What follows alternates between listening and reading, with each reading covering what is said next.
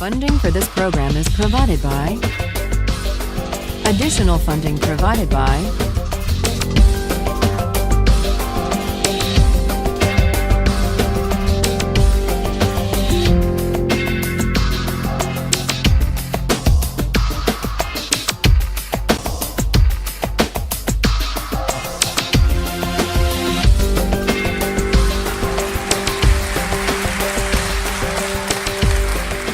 This is a course about justice, and we begin with a story.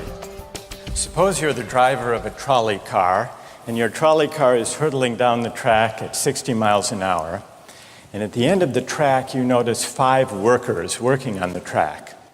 You try to stop, but you can't. Your brakes don't work. You feel desperate because you know that if you crash into these 5 workers, they will all die. Let's assume you know that for sure. And so you feel helpless until you notice that there is, off to the right, a side track. And at the end of that track, there's one worker working on the track. Your steering wheel works, so you can turn the trolley car, if you want to, onto the side track, killing the one, but sparing the 5. Here's our first question. What's the right thing to do? What would you do? Let's take a poll. How many would turn the trolley car onto the side track? Raise your hands. How many wouldn't? How many would go straight ahead? Keep your hands up, those of you who would go straight ahead. A handful of people would. The vast majority would turn. Let's hear first. Now we need to begin to investigate the reasons why you think it's the right thing to do. Let's begin with those in the majority who would turn to go onto the side track.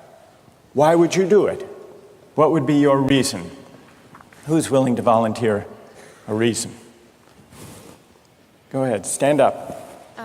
Because it can't be right to kill 5 people when you can only kill 1 person instead. It wouldn't be right to kill 5 if you could kill 1 person instead. That's a good reason. That's a good reason. Who else? Does everybody agree with that reason? Go ahead. Well, I was thinking it's the same reason on 9/11. We regard the people who flew the plane into the Pennsylvania field as heroes because they chose to kill the people in the plane and not kill more people in big buildings. So the principle there was the same on 9/11. It's a tragic circumstance, but better to kill 1 and so that 5 can live? Is that the reason most of you had, those of you who would turn? Yes? Let's hear now from those in the minority, those who wouldn't turn. Yes? Well, I think that's the same type of mentality that justifies genocide and totalitarianism. In order to save one type of race, you wipe out the other. So what would you do in this case? You would, to avoid the horrors of genocide, you would crash into the 5 and kill them? Presumably, yes. Yeah. Okay, who else? That's a brave answer. Thank you. Let's consider another trolley car case and see whether those of you in the majority want to adhere to the principle, better that 1 should die so that 5 should live. This time you're not the driver of the trolley car, you're an onlooker. You're standing on a bridge overlooking a trolley car track. And down the track comes a trolley car. At the end of the track are 5 workers. The brakes don't work. The trolley car is about to careen into the 5 and kill them. And now, you're not the driver. You really feel helpless until you notice standing next to you, leaning over the bridge, is a very fat man. And you could give him a shove. He would fall over the bridge onto the track, right in the way of the trolley car. He would die, but he would spare the 5. Now, how many would push the fat man over the bridge? Raise your hand. How many wouldn't? Most people wouldn't. Here's the obvious question. What became of the principle? Better to save 5 lives even if it means sacrificing 1. What became of the principle that almost everyone endorsed in the first case? I need to hear from someone who was in the majority in both cases. How do you explain the difference between the two? Yes? The second one, I guess, involves an active choice of pushing the person down, which I guess that person himself would otherwise not have been involved in this situation at all. And so to choose on his behalf, I guess, to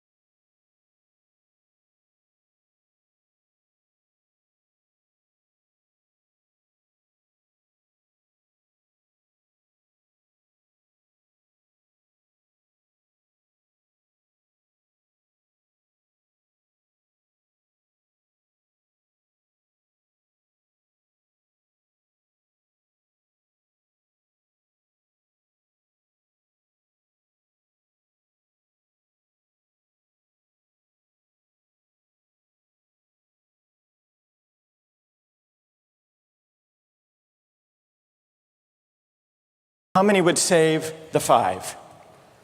Now is the doctor. How many would save the 1? Very few people. Just a handful of people. Same reason, I assume. 1 life versus 5? Now consider another doctor case. This time you're a transplant surgeon, and you have 5 patients, each in desperate need of an organ transplant in order to survive. 1 needs a heart, 1 a lung, 1 a kidney, 1 a liver, and the 5th, a pancreas. And you have no organ donors. You are about to see them die. And then it occurs to you that in the next room, there's a healthy guy who came in for a checkup. And he's... You like that? And he's taking a nap. You could go in very quietly, yank out the 5 organs, that person would die. But you could save the 5. How many would do it? Anyone? How many? Put your hands up if you would do it.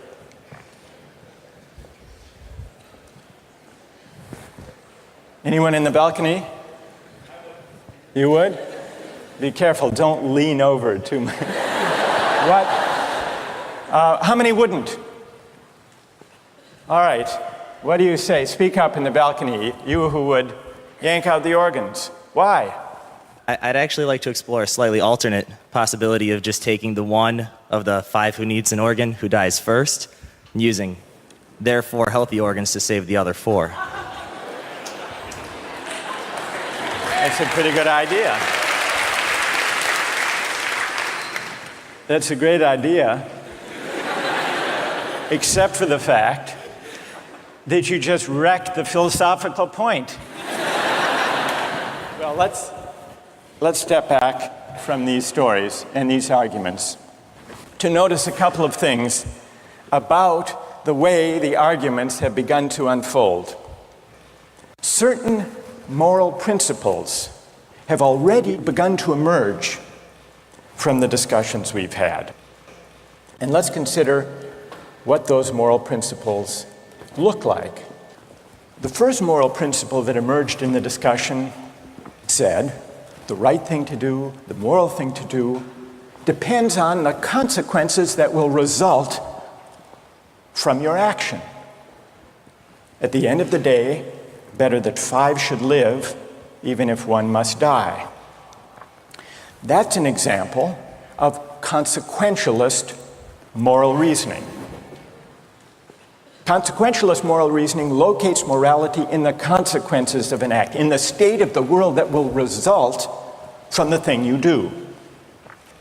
But then we went a little further, we considered those other cases, and people weren't so sure about consequentialist moral reasoning. When people hesitated to push the fat man over the bridge or to yank out the organs of the innocent patient, people gestured toward reasons having to do with the intrinsic quality of the act itself. Consequences be what they may. People were reluctant.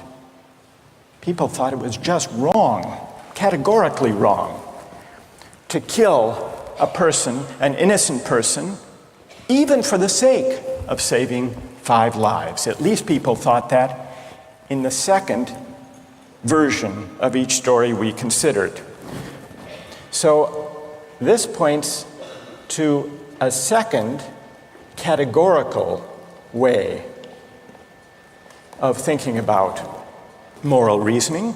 Categorical moral reasoning locates morality in certain absolute moral requirements, certain categorical duties and rights, regardless of the consequences. We're going to explore in the days and weeks to come the contrast between consequentialist and categorical moral principles.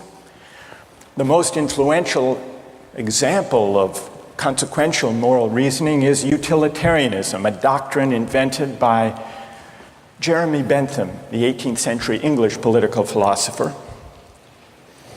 The most important philosopher of categorical moral reasoning is the 18th century German philosopher Immanuel Kant. So we will look at those two different modes of moral reasoning, assess them, and also consider others. If you look at the syllabus, you'll notice that we read a number of great and famous books. Books by Aristotle, John Locke, Immanuel Kant, John Stuart Mill, and others. You'll notice, too, from the syllabus that we don't only read these books, we also take up contemporary political and legal controversies that raise philosophical questions. We will debate equality and inequality, affirmative action, free speech versus hate speech, same-sex marriage, military conscription, a range of practical questions. Why? Not just to enliven these abstract and distant books, but to make clear, to bring out what's at stake in our everyday lives, including our political lives, for philosophy. And so we will read these books, and we will debate these issues, and we'll see how each informs and illuminates the other. This may sound appealing enough, but here I have to issue a warning. And the warning is this: to read these books in this way, as an exercise in self-knowledge, to read them in this way carries certain risks. Risks that are both personal and political. Risks that every student of political philosophy has known. These risks spring from the fact that philosophy teaches us and unsettles us by confronting us with what we already know. There's an irony. The difficulty of this course consists in the fact that it teaches what you already know. It works by taking what we know from familiar, unquestioned settings and making it strange. That's how those examples worked. The hypotheticals with which we began, with their mix of playfulness and sobriety. It's also how these philosophical books work. Philosophy estranges us from the familiar, not by supplying new information, but by inviting and provoking a new way of seeing. But, and here's the risk, once the familiar turns strange, it's never quite the same again. Self-knowledge is like lost innocence. However unsettling you find it, it can never be unthought or unknown. What makes this enterprise difficult, but also riveting, is that moral and political philosophy is a story, and you don't know where the story will lead, but what you do know is that the story is about you. Those are the personal risks. Now what of the political risks? One way of introducing a course like this would be to promise you that by reading these books and debating these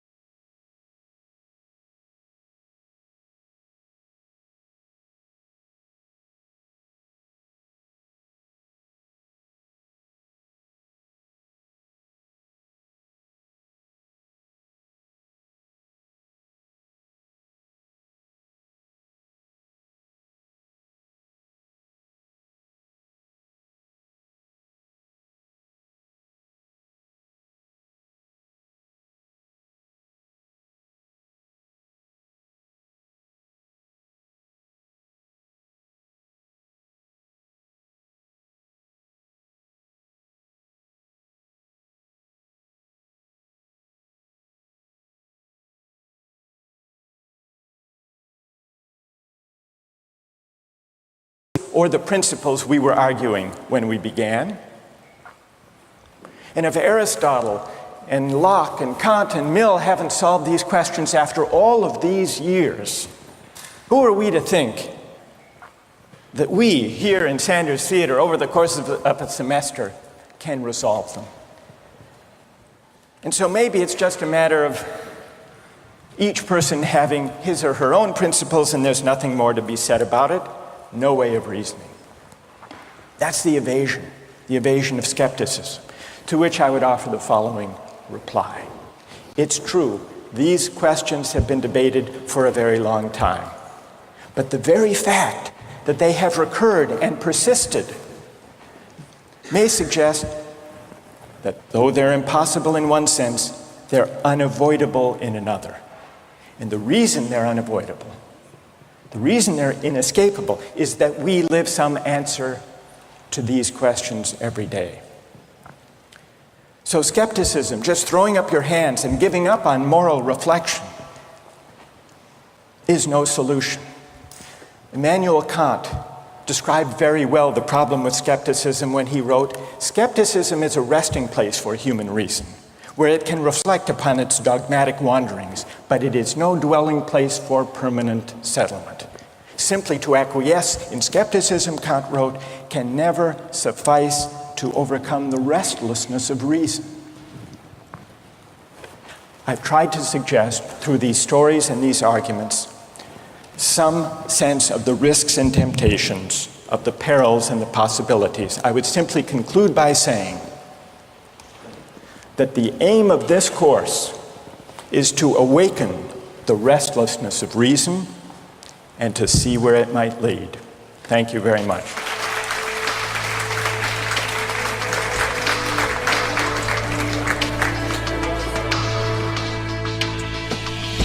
Like, in a situation that desperate, you have to do what you have to do to survive. You have to do what you have to do. You got to do what you got to do, pretty much. If you've been going 19 days without any food, someone just has to take the sacrifice. Someone has to make the sacrifice, and people can survive. All right, that's good. What's your name? Marcus. Marcus. What do you say to Marcus?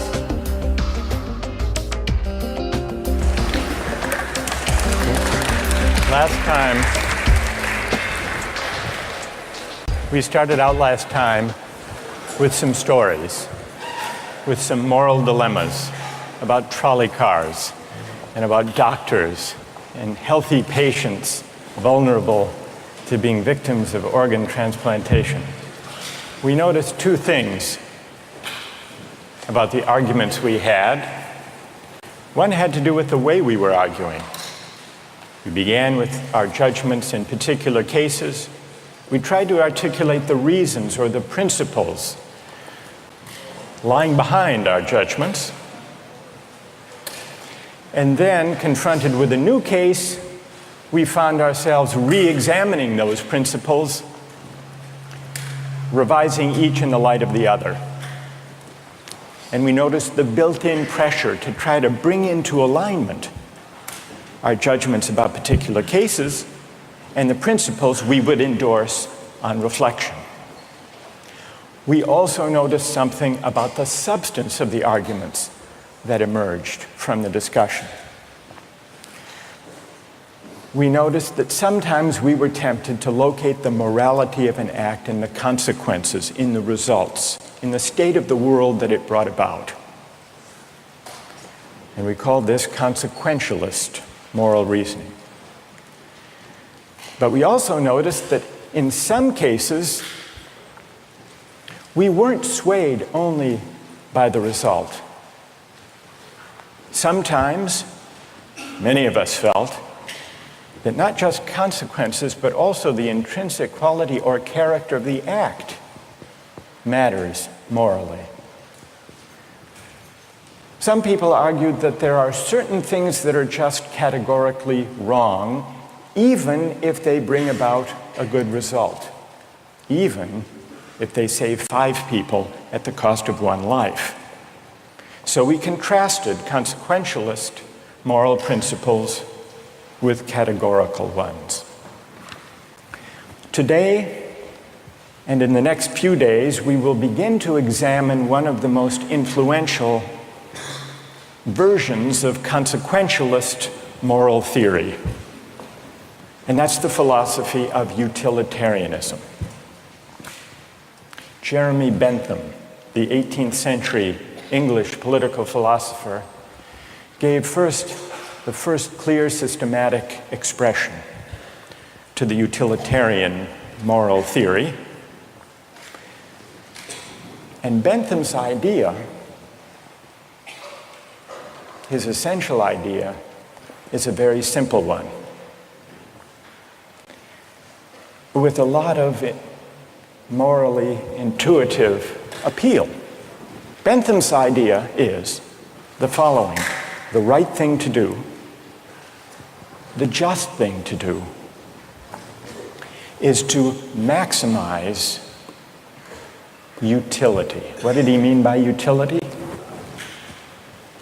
He meant by utility the balance of pleasure over pain, happiness over suffering. Here's how he arrived at the principle of maximizing utility. He started out by observing that all of us, all human beings, are governed by two sovereign masters, pain and pleasure. We human beings like pleasure and dislike pain. And so we should base morality, whether we're thinking about what to do in our own lives, or whether as legislators or citizens we're thinking about what the laws should be. The right thing to do, individually or collectively, is to maximize, act in a way that maximizes the overall level of happiness. Bentham's utilitarianism is sometimes summed up with the slogan, "the greatest good for the greatest number." With this basic principle of utility on hand, let's begin to test it and to examine it by turning to another case, another story, but this time not a hypothetical story, a real-life story, the case of the Queen versus Dudley and Stevens. This was a 19th century British law case that's famous and much debated in law schools. Here's what happened in the case. I'll summarize the story, then I want to hear how you would rule, imagining that you're the jury. A newspaper account of the time described the background. A sadder story of disaster at sea was never told than that of the survivors of the yacht Mignonette. The ship foundered in the South Atlantic, 1,300 miles from the Cape. There were 4 in the crew. Dudley was the captain. Stevens was the first mate. Brooks was a sailor. All men of excellent character, or so the newspaper account tells us. The 4th crew member was the cabin boy, Richard Parker, 17 years old. He was an orphan. He had no family. And he was on his first long voyage at sea. He went, the news account tells us, rather against the advice of his friends. He went in the hopefulness of youthful ambition, thinking the journey would make a man of him. Sadly, it was not to be. The facts of the case were not in dispute. A wave hit the ship, and the Mignonette went down. The 4 crew members escaped to a lifeboat. The only food they had were 2 cans of preserved turnips, no fresh water. For the first 3 days, they ate nothing. On the 4th day, they opened one of the cans of turnips and ate it. The next day, they caught a turtle. Together with the other can of turnips, the turtle enabled them to subsist for the next few days. And then for 8 days, they had nothing. No food, no water. Imagine yourself in a situation like that. What would you do? Here's what they did. By now, the cabin boy, Parker, is lying at the bottom of the lifeboat in the corner because he had drunk seawater against the advice of the others. and he had become ill, and he appeared to be dying. So on the 19th day, Dudley, the captain, suggested that they should all have a lottery, that they should draw lots to see who would die to save the rest. Brooks refused. He didn't like the lottery idea. We don't know whether this was because he didn't want to take the chance or because he believed in categorical moral principles. But in any case, no lots were drawn. The next day, there was still no ship in sight, so Dudley told Brooks to avert his gaze, and he motioned to Stevens that the boy Parker had better be killed. Dudley offered a prayer. He told the boy his time had come, and he killed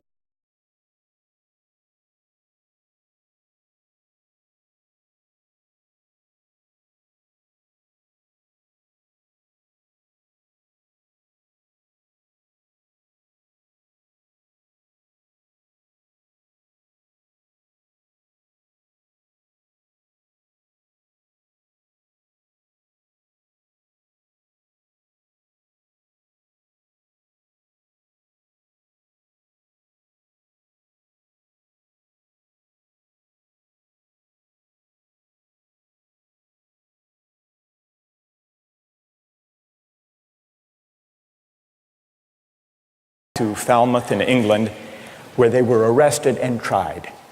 Brooks turned state's witness. Dudley and Stevens went to trial. They didn't dispute the facts. They claimed they had acted out of necessity. That was their defense. They argued, in effect, better that one should die so that three could survive. The prosecutor wasn't swayed by that argument. He said murder is murder, and so the case went to trial. Now imagine you are the jury, and just to simplify the discussion, put aside the question of law, and let's assume that you as the jury are charged with deciding whether what they did was morally permissible or not. How many would vote not guilty, that what they did was morally permissible?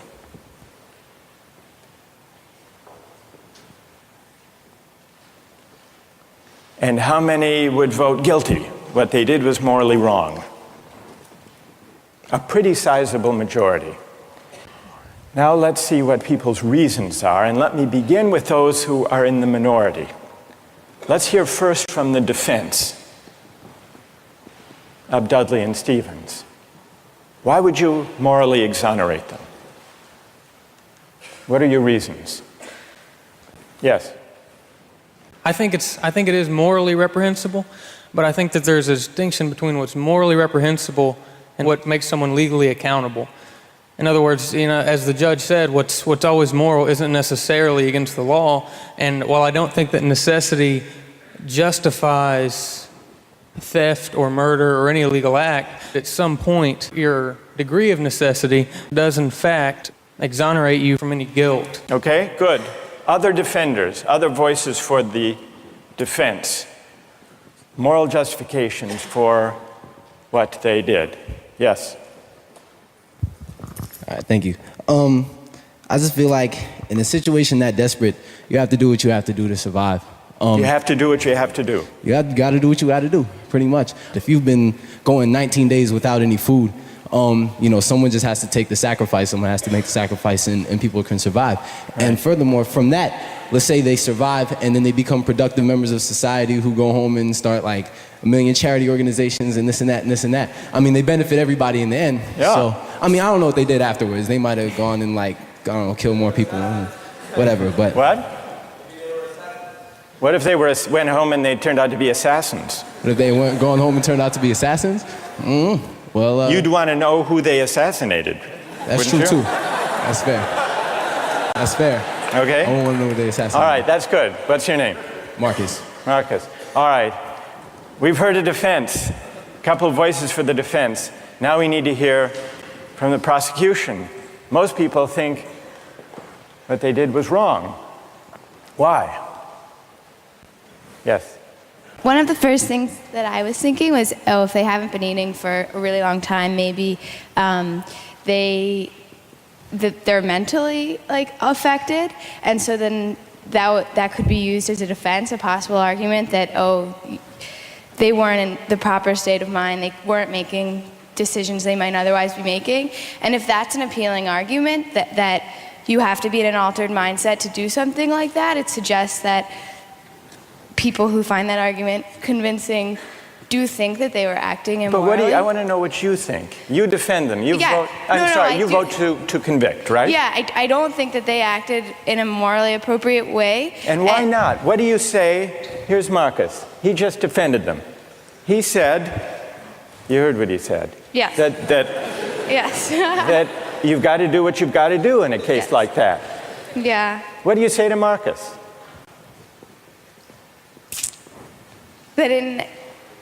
That there's no situation that would allow human beings to take the idea of fate or that the other people's lives in their own hands, that we don't have that kind of power. Good. Okay. Thank you. And what's your name? Britt. Britt? Yes. Okay. Who else? What do you say? Stand up. I'm wondering if Dudley and Stephen had asked for Richard Parker's consent in, dying, if that would that exonerate them from an act of murder? And if so, is that still morally justifiable? That's interesting. All right. Consent. Wait. Hang on. What's your name? Kathleen. Kathleen says, suppose they had asked, what would that scenario look like? So in the story, Dudley is there, penknife in hand, but instead of the prayer, or before the prayer, he says, Parker, would you mind? We're desperately hungry, as Marcus empathizes with. We're desperately hungry. You're not going to last long anyhow. Yeah. You can be a martyr. Would you be a martyr? Yeah. How about it, Parker?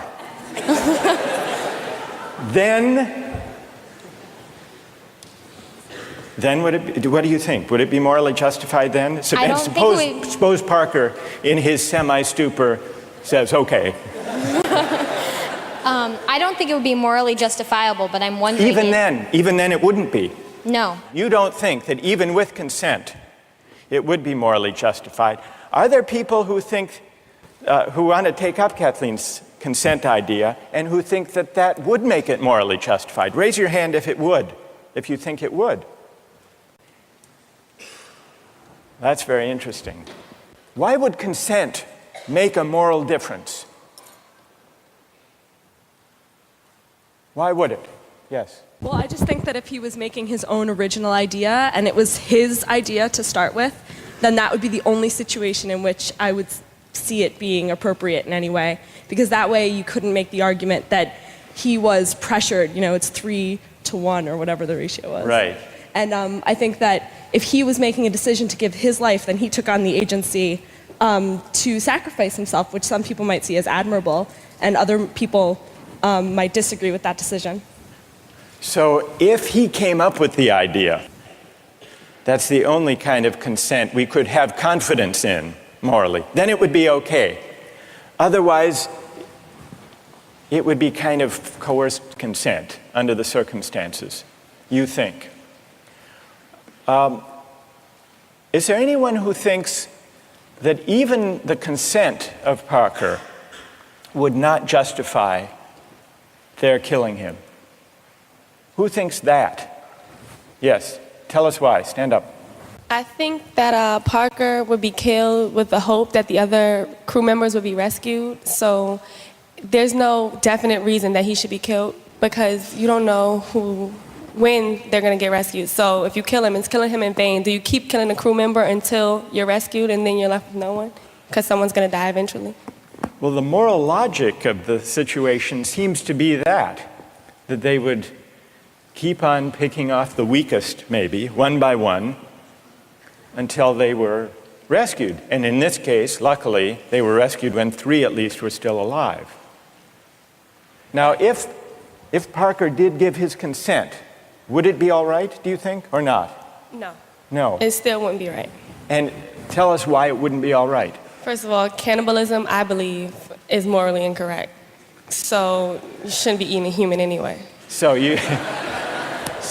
cannibalism is morally objectionable as such. So then, even on the scenario of waiting until someone died, still it would be objectionable. Yes, to me personally. I feel like it all depends on one's personal morals. And like, we can't sit here and just, like, this is just my opinion. Of course, other people are going to disagree. But well, we'll see. Let's see what their disagreements are, and then we'll see if they have reasons that can persuade you or not. Let's try that. All right. Let's, now, is there someone who can explain, those of you who are tempted by consent, can you explain why consent makes such a moral difference? What about the lottery idea? Does that count as consent? Remember, at the beginning, Dudley proposed a lottery. Suppose that they had agreed to a lottery, then how many would then say it was all right? Suppose there were a lottery, cabin boy lost, and the rest of the story unfolded. Then how many people would say it was morally permissible? So the numbers are rising if we had a lottery. Let's hear from one of you for whom the lottery would make a moral difference. Why would it? I think the essential element in my mind that makes it a crime is the idea that they decided at some point that their lives were more important than his, and that, I mean, that's kind of the basis for really any crime, right? It's like, my needs, my desires are more important than yours, and mine take precedent. And if they had done a lottery where everyone consented that someone should die, and it's sort of like they're all sacrificing themselves to save the rest, then it would be all right. A little grotesque, but... But morally permissible? Yes. And what's your name? Matt. So, Matt, for you, what bothers you is not the cannibalism, but the lack of due process. I guess you could say that. Right? And can someone who agrees with Matt say a little bit more about why a lottery would make it, in your view, morally permissible? Go ahead. The way I understood it originally was that was the whole issue, is that the cabin boy was never consulted about whether or not something was going to happen to him, even with the original lottery, whether or not he would be a part of that. It was just decided that he was the one that was going to die. Right, that's what happened in the actual case. Right. But if there were a lottery and they'd all agreed to the procedure, you think that would be okay? Right, because then everyone knows that there's going to be a death. Whereas, the cabin boy didn't know that this discussion was even happening. There was no, forewarning for him to know that, hey, I may be the one that's dying. All right, now suppose everyone agrees to the lottery, they have the lottery, the cabin boy loses, and he changes his mind. You've already decided. It's like a verbal contract. You can't go back on that. You've decided, the decision was made. If you know that you're dying for the reason for others to live, you would, if someone else had died, that you would consume them. So that's right. But then he could say, I know, but I lost. I just think that that's the whole moral issue, is that there was no consulting of the cabin boy, and that's what makes it the most horrible, is that he had no idea what was even going on. That had he known what was going on, it would be... Cause I've been living inside of you, but I guess it's time I set me free, and there's nothing that you can do. I hope you can see. I can't seem to keep people around me, cause I'm scared that they might know the truth all about me. Then they might doubt me, there's no other route. I wanted to shout, but it's too late now, cause I'm drowning. Got two-faced like I'm a clown, man. Life is too great, no, it's astounding. I'm in good shape, ma, but you know that I'm drowning like a cup in a cage. I can't cope with this hopelessness, though I try to be open and go with it, but I'm soaking in the pain like a rain never stop flowing in. As I'm floating in a glowing river through a golden gate, trying to motivate. Yeah, I do my fucking best, but there's two voices in my head, I just can't. I just thought you can see me, 'cause I've been living inside of you. But I guess it's time I set me free, and there's nothing that you can do. I know you can see me, 'cause I've been living inside of you. But I guess it's time I set me free, and there's nothing that you can do. I know you can see. Baby, what you acting like this? You be fine, trust me, just in time we get along. No, leave me alone. Why, yes, can you see that you are alone, big? We're now sitting in our own throne, big. We need nobody, can you see it through? But it's not you who I should be listening to. Guess what, big? Nobody fucking needed you. No, and nobody fucking needed me. Yeah, they never needed us. Like when they nailed Jesus up, there's no fucking heaven that they don't believe in us. But they my friend, I'm the only one that you can trust. Yeah, god damn it, you an idiot. Go online, be a slave for the media. And you forgot what your father said. Are you serious? Look at yourself, big. You fucking idiots. Cause I've been living inside of you. But I guess this time I set me free. Oh, I love you. I love There's nothing that you can do. Funny guy is always I see. I know you can see. Can you see me? There's no one else. Cause I've been living inside of you. You have to accept it. But I guess this time I set me free. And there's nothing that you can do.